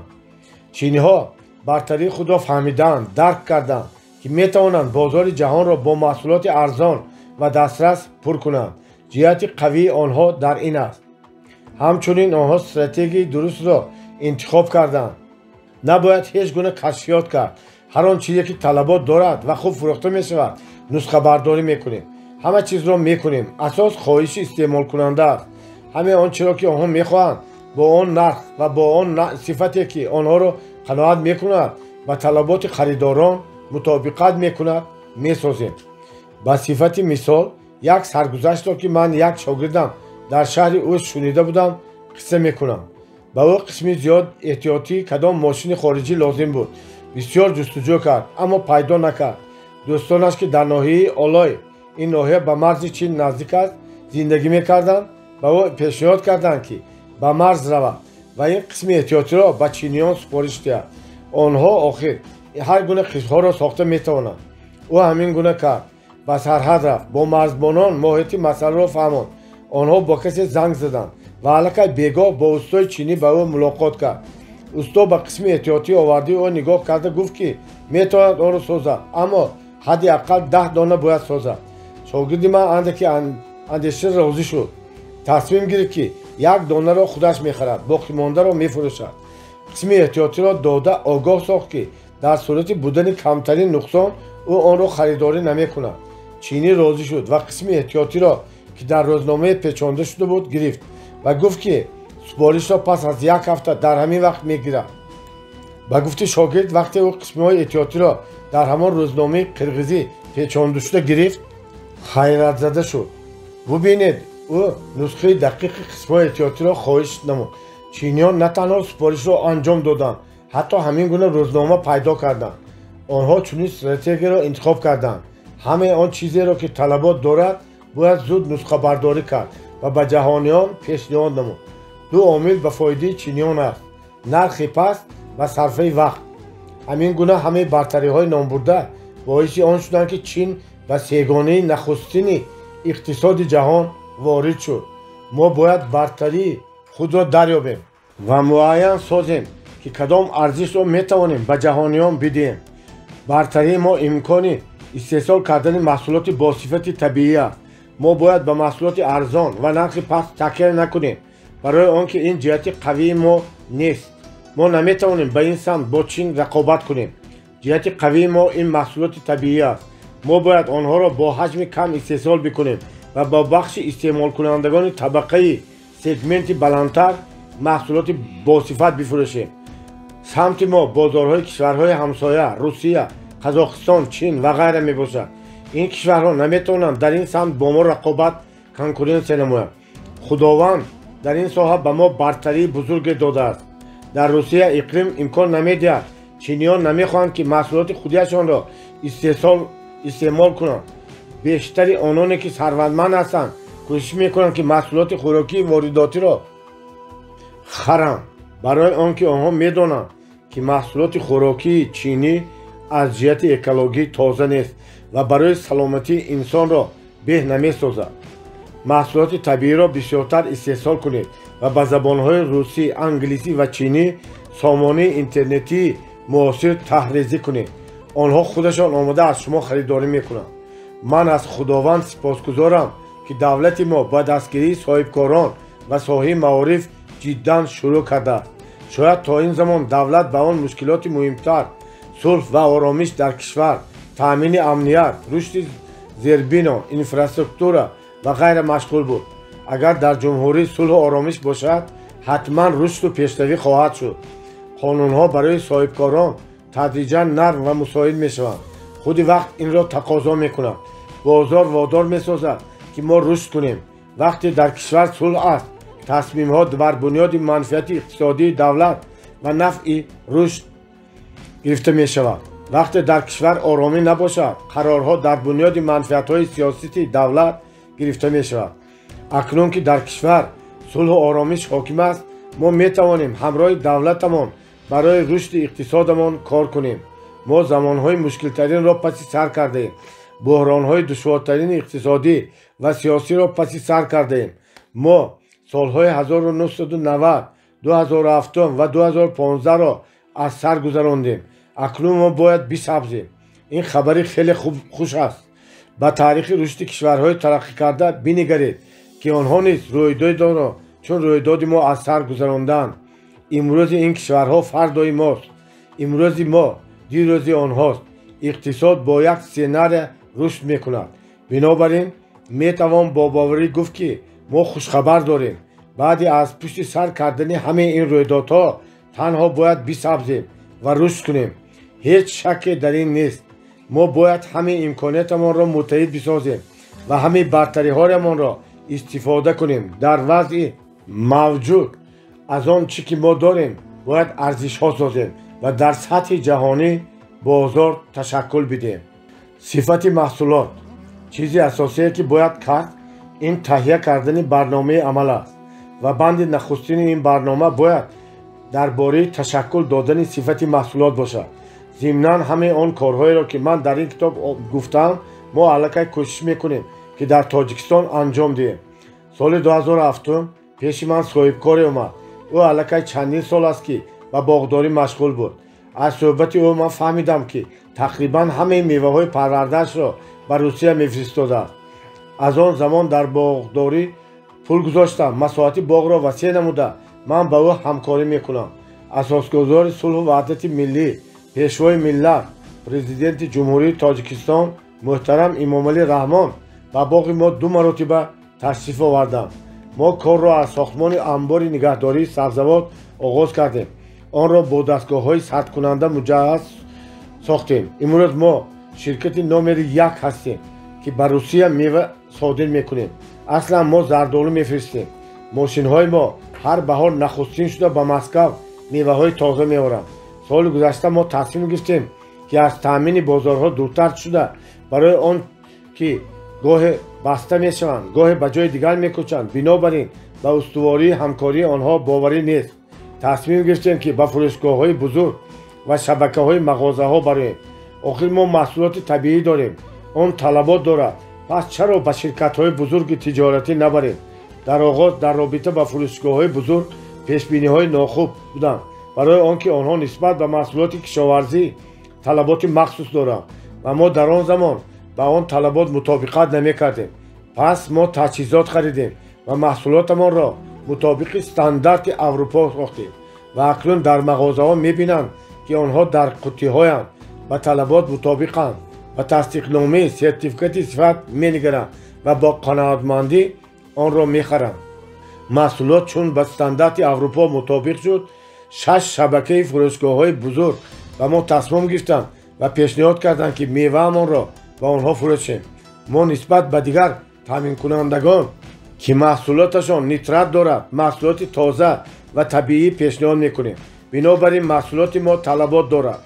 ин намуна бозгӯй мекунад, ки шумо бояд дар оғоз барои сифати маҳсулот кор кунед, то он ба талаботи баландтарини харидорон мутобиқат кунад. агар маблағ кифоя накунад, шарики пулдор пайдо кунед. бале, шояд даромадатон дар оғоз кам мешавад, барои он ки ногузир онро тақсим мекунед, аммо тиҷорат рушд мекунад ва пас чандин бор бештар ҷуброн мекунад. тасдиқнома, сертификати мутобиқат. кори дуввуме ки ман бояд анҷом дод, ин он аст, ки бояд тасдиқномаи мутобиқат гирифта шавад ва барои ин шумо бояд мутобиқати маҳсулотатонро ба стандартҳои байналмилалӣ ба даст биёваред. муҳим нест, ки шумо чӣ истеҳсол мекунед: матоъ, маводи сохтмон, ҷавоҳирот ё чизи дигар. агар намедонед, ки ин корро чӣ гуна анҷом дод, мушовир, технолог кироя бикунед. бигзор онҳо кӯмак кунанд, ки шумо тасдиқнома гиред. ин хеле муҳим аст. каналҳои фурӯш. пас аз ин мо бояд каналҳои фурӯшро роҳандозӣ бинамоем. масалан, мо дар оғоз аз тариқи анборҳои бозорҳо мева мефурӯхтем, аммо пас аз он ки тасдиқномаи мутобиқат ба стандартҳои Аврупоро гирифтем, аллакай бо шабакаҳои мағозаҳо тамос гирифтем. яъне мо худамон каналҳои фурӯшро пайдо кардем. شرکت‌های تجارتی بسیارند. مهم آن است که محصولات شما با طلبات آنها مطابقت کند. مثلا ما نخستین شرکتی وطنی میباشیم که به چین میوه خشک صادر کردیم. همچنین ما نخستین و یگانه شرکتی میباشیم که به خانواده ملکه بریتانیای کبیر زردآلو صادر کردیم. تصور بکنید بر میز شهبانوی این کشور زردآلوی تاجیکستان است. این نتیجه کار پرزحمت ماست و برای آنکه این کامیابی به دست آید ما در بسیار نمایش‌ها و همایش‌های تجارتی شرکت کردیم. شریک من بسیار کشور و شهرها را واشنگتن، سئول، هنگ کنگ، گوانزژو، دبی، سوچی گشت. هرچند او با بهانه نبودن پول و مشکلات دیگر گاهی سفر خارجی را رد میکرد، اما من همیشه پافشاری میکردم. او را میگفتم که باید برود، برای آنکه درباره زردآلو بهتر از او کسی نمیداند. من پول میگذاشتم و او به اداره کنی تشکیل کردن مشغول بود تا نتیجه به دست آید. وی به من میگفت که تنها نمیتواند از عهده همه این کارها برآید. من جواب میدادم که ما میتوانیم. مسئله تجهیزات و سرمایه‌گذاری را من حل میکنم. او به مسئله استحصالات مشغول میشود و کانال های فروش را همراه راه اندازی میکنیم. گذشته از این باز دو دهگانه فرمرها و باغداران از تجربه ما میآموزند.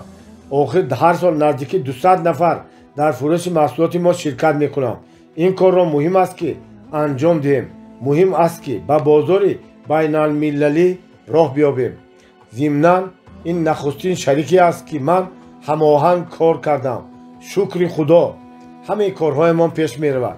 در یاد دارید من به شما گفته بودم که از 6 نفر شریکانم 4 نفرش به من بدقولی کردند.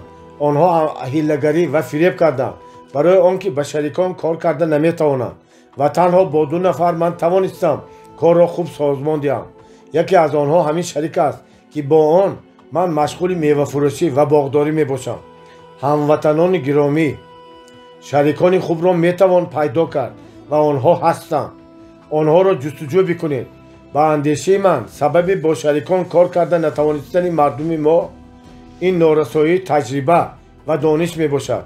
نمونه های مثبت نیستند. شرکت هایی که از برکت همکاری رشد کردند خیلی کمند.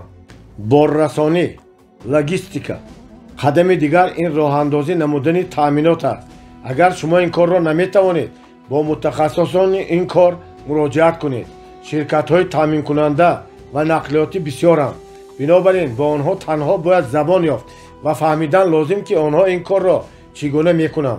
در امریکا در جهان یکی از بزرگترین شبکه های مغازه های والمارت موجود است. سال 2017 این مغازه علاقه در تمام جهان 11718 شبکه های خرده فروشی داشت و درآمد سالانه او مجموعاً 513 میلیارد دلار.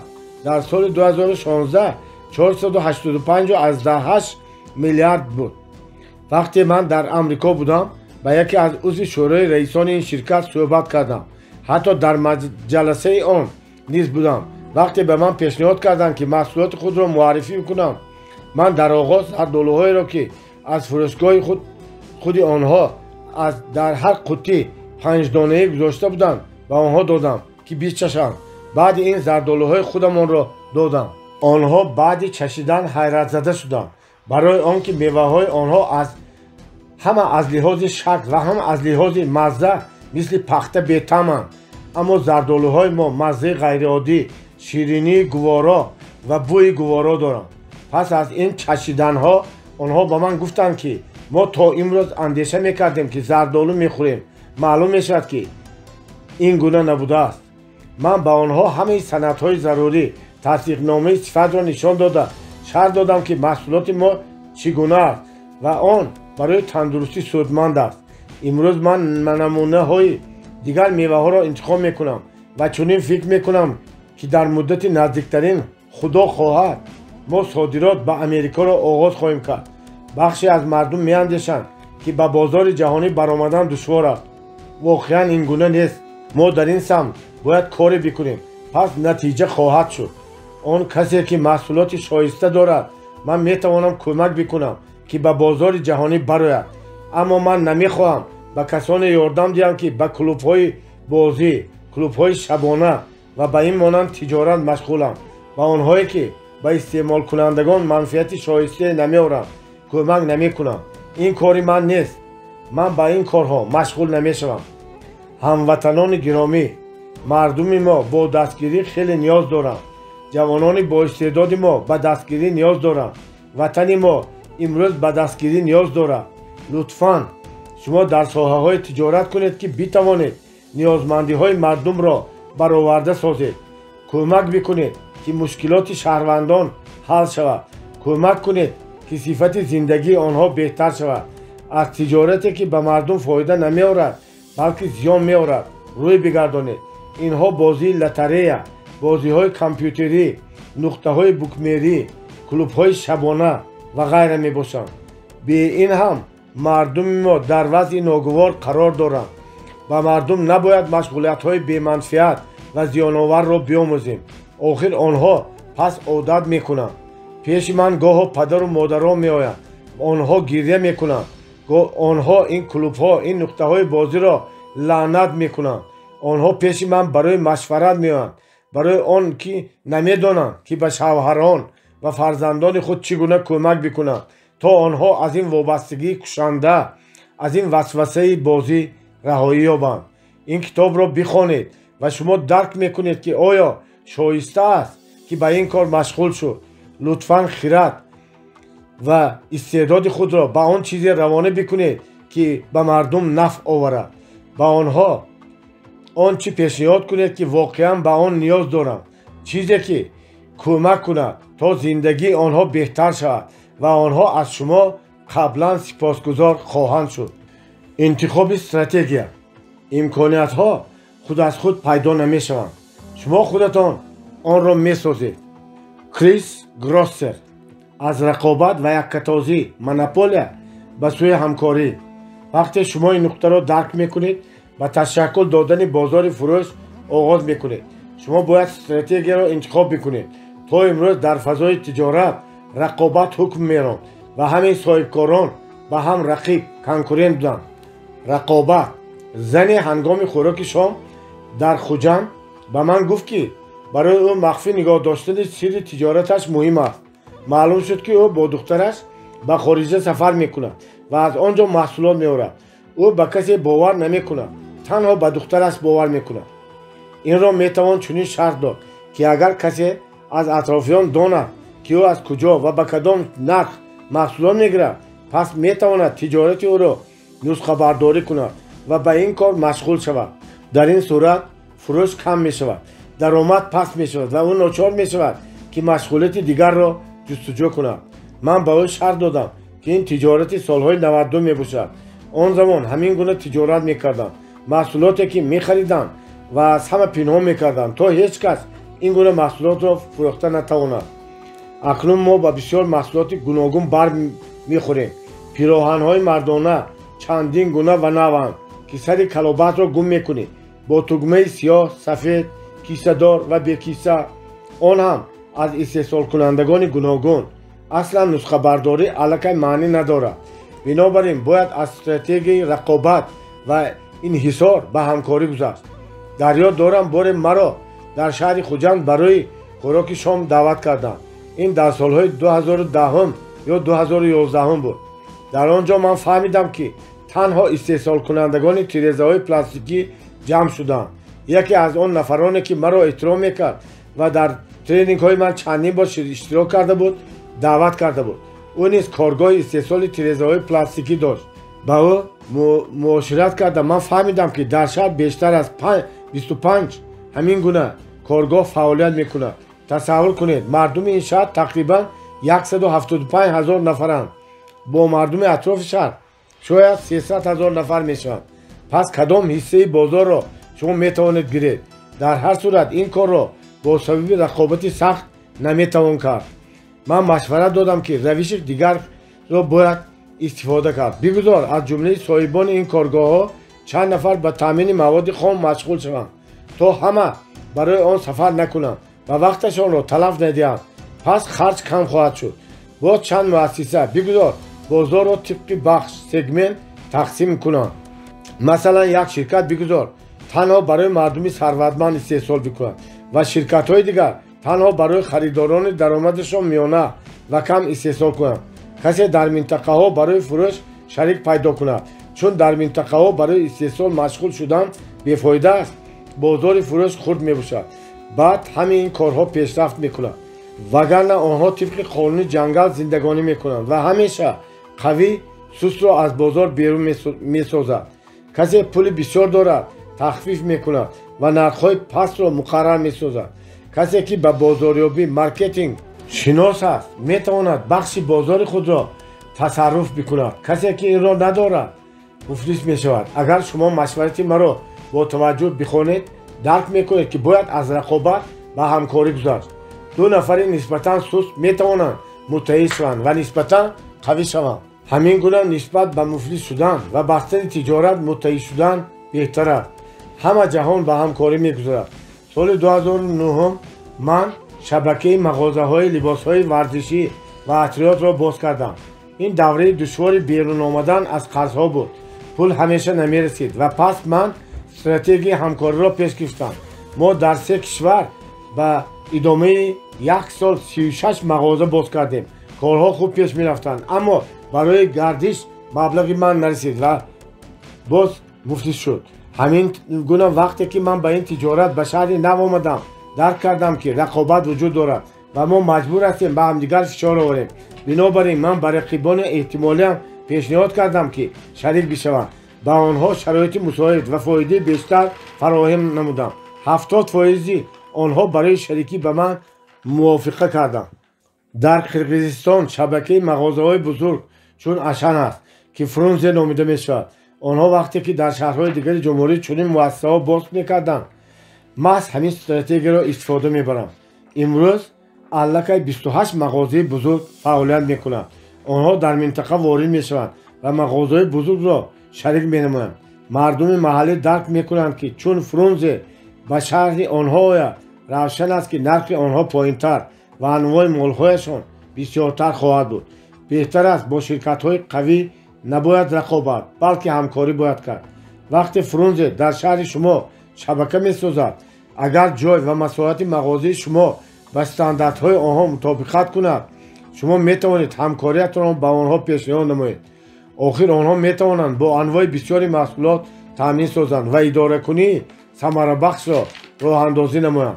همیشه میتوان شرایطی را که برای هر دو طرف سودمند باشد موافقه کرد و اگر فرونزه در پهلوی شما نقطه باز کند، پس شما مفلس شوی را انتظار شوید. برای آنکه انواع محصولات آنها خیلی بسیار و نرخشان دسترس می باشد. بنابراین درباره آن بیاندیشید که چگونه باید از استراتژی رقابت و استراتژی همکاری گذشت. بعضی جزها را تغییر داده میتوان این روش را در هر گونه تجارت استفاده کرد. انحصار مونوپولیا یا یککتازی این حق انفرادی بر یگان محصولات و خدمتگزاری می باشد. مثلا شما یگان محصولات خوش‌صفت میارید که طلبات دارد، آن خوب فروخته می شود، اما شرکت شما خرد است. شرکت دیگر که بزرگتر است از تجارت شما آگاه شده با تامین کننده این محصولات تماس می گیرد و به شرط این در این منطقه نمایندگی باز کردن پیشنهاد می کند که او 10 وگان بیشتر خریداری می کند. چون این حالت بیشتر به وقوع می آید. یک جوان از ایتالیا کنسرو ها می آورد و در تاجیکستان می فروخت. معلوم شد که در نیم سال 1-2 وگان فروخته می شود. برای آنکه حق انحصاری پیدا بکند، شرکت بزرگ پولدار و پناهگاهدار با این شرکت تماس گرفت و محصولات زیاد را خریداری کرد. از برکت آن نمایندگیش را در آنجا باز کرد. آن شرکت رقیبان را زود از بازار بیرون کرد. شاید تنها در ما این گونه رفتار میکنند. زورمندان ضعیفان را از میان میبرند. باید این استراتژی را دیگر کرد. ما باید برای بازار داخلی مبارزه نبریم. آن به مرحله پرشوی رسیده است. علاقه لبریز است. در این بازار در نیم سال 1-2 وگان فروخته می شود. این است سطح طلبات ما برای محصولات مذکور. شما 10 وگان بار خریده آنها را کجا میکنید؟ این وگان ها برای 3-4 سال آینده می باشند. برای چی؟ به سبب حریصی پولهایتان را به حرکت میکنید و به دیگران امکان نمیدید که این کار را کنند. این روش بسیار بی منفعت و بی ثمر اداره ذخیره های مالیوی خود می باشد. برای آنکه تنها باید بازار را تصرف کنید، تاجر ضعیفتر را حتی با تلف دادن پول از بازار بیرون میکنید. اگر شما سرمایه زیادتر دارید، بهتر است که به ساحه رید که مانع واردشوی خیلی بلندتر است. در آن جایی که مانع واردشوی به تجارت بلندتر است، همیشه رقیبان کمترند. مانع واردشوی چنین معنی دارد که برای باز کردن تجارت پول بسیار لازم است. کدام اجازتنامه مخصوص یا تجهیزات گرانبها لازم است. به منطقه روید که بازار فروش دارد. اگر شما سرمایه دارید، پس باید به این کار مشغول شوید.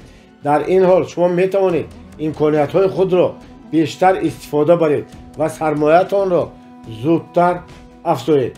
خود را از خواهش تنها داشتن تجارت یا اکتیو رها بکنید. کوشش کنید که پولتان را ثمره بخش استفاده ببرید. پول باید برای نفع جمعیت کار بکند. قانون‌های اقتصاد و قانون‌های شریعت همین را میگویند.